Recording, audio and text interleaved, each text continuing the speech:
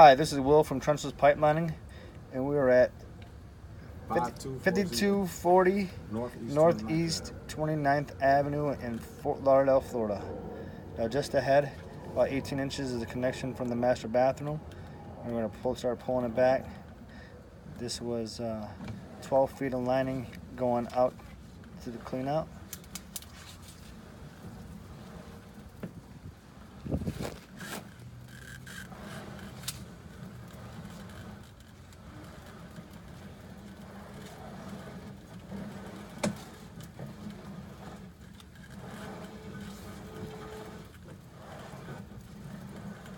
All right, stop right there.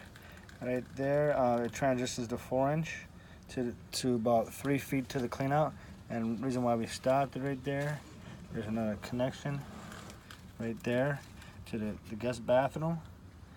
And again, this is William from Trenchless Pipelining, and we're at 5240 Northeast 29th Avenue in Fort Lauderdale, Florida. This was 12 feet of lining from the master branch line going to the clean out.